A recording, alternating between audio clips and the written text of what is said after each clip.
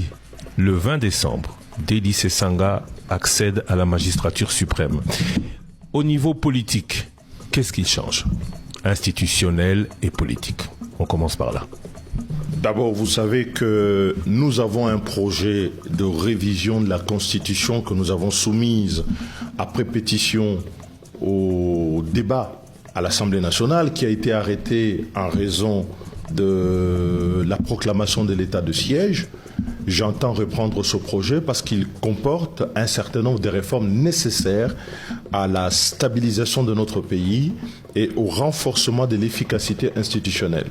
Ce projet de réforme comporte, entre autres mesures, de resserrer le périmètre de la décentralisation, de ramener la décentralisation au niveau des territoires et de ne pas avoir cette multiplicité, cet enchevêtrement d'entités décentralisées pour lesquelles il n'y a pas du potentiel fiscal et qui sont plus un coût que une opportunité pour nos concitoyens d'avoir accès à des services publics de qualité.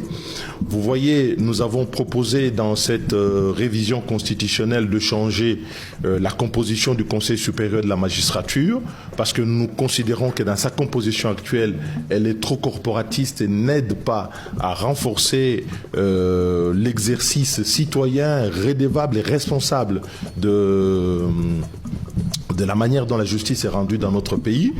Nous avons également changé les règles dans cette constitution d'entrée en fonction du gouvernement. Nous sommes en période électorale, il y a une forte énergie pour la conquête du pouvoir, mais vous verrez que lorsque nous avons le président élu, la première question qui va se poser, c'est comment on compose le gouvernement. Cela va prendre 4 à 6 mois et toute cette énergie que l'on a mis en place pour mobiliser le peuple, elle va s'estomper. Donc le système que nous proposons dans cette révision constitutionnelle, c'est que le Premier ministre, il est nommé.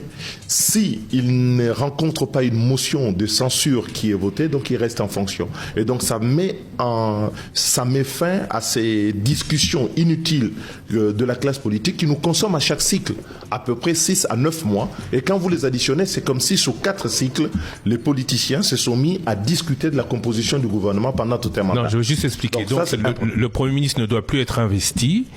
Le président il nomme le gouvernement. Si il n'y a pas de motion de censure, il reste en fonction. Oui, ça veut dire que le Premier ministre va venir présenter son programme devant l'Assemblée nationale. Et si l'Assemblée nationale, il y a une motion, on en discute. S'il n'y a pas une motion qui est votée, ça passe automatiquement. Parce que l'inconvénient du système actuel, c'est quoi?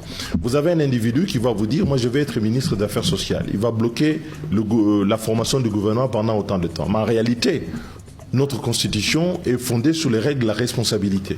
Donc, quand quelqu'un n'est pas d'accord avec une politique qui est mise en place, il doit se manifester par le biais de vote d'une motion de censure. Alors, ces chantages qui se font entre politiciens retardent l'entrée en fonction du gouvernement. Et quand le gouvernement vient entrer en fonction, il entre suffisamment tard, avec très souvent des casseroles.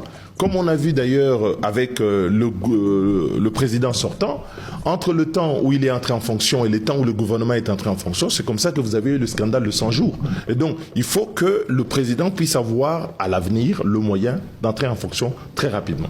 Mais ce n'est pas la seule mesure. Vous parlez de mesures institutionnelles. Il y a cette révision constitutionnelle que nous allons faire qui comporte un certain nombre d'innovations, dont une majeure, c'est que le président de la République, sous le mandat duquel les élections ne sont pas tenues dans le délai, ne peut pas être bénéficiaire en cas de non-tenue des élections. Il devra donc démissionner. Ça, nous l'avons proposé depuis 2019. Reste en fonction jusqu'à l'investiture, ça n'existe plus. Cette affaire-là, c'est une prime à l'impunité. Et les 2 tours ? Le 2 tours à l'élection présidentielle, naturellement, il faudrait le remettre. Pourquoi? Parce que nous avons vu que le premier cycle, en dépit des problèmes qu'il avait, de 2006, les cycles qui sont venus après n'ont pas permis de faire un choix. Le premier tour permet aux Congolais de s'exprimer sur le choix de projet que les candidats présentent. De sorte à ce que lorsque les alliances se font, elles se font au second tour sur le projet et sur l'indication que le peuple a donnée. Le fait d'avoir supprimé un tour, et d'ailleurs, le président en fonction, le président sortant, Félix Tshisekedi, n'a pas été correct sur ce point parce que quand il est venu au Congrès, il a promis d'être en accord avec nous pour remettre les 2 tours de l'élection présidentielle.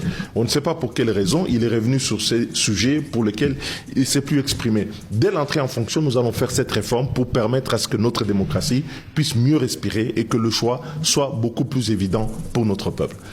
Et donc, ça c'est sur le plan institutionnel. Nous allons renforcer les pouvoirs du Parlement. Je suis un parlementaire depuis 3 législatures. Et nous savons que le Parlement, ce n'est pas seulement pour sanctionner. C'est que cet exercice des responsabilités permet à ce que ceux qui gèrent puissent avoir un sens du devoir beaucoup plus élevé parce qu'ils doivent rendre compte. Aujourd'hui, on a aboli les contrôles. Les majorités considèrent, aujourd'hui, quelle soit cette majorité que l'on a eue sous Joseph Kabila ou la majorité de l'Union sacrée, que le fait d'abolir les contrôles, c'est protéger le gouvernement, mais en réalité, on a cassé le pays. Et en parallèle, on a développé des contrôles qui sont dans des cadres légaux peu clairs, comme ceux de l'IGF, d'autres institutions, alors qu'en réalité, le centre du contrôle de l'action publique, de l'action des pouvoirs publics, ça doit être le Parlement. Et donc j'entends restaurer le Parlement dans son rôle et dans sa mission.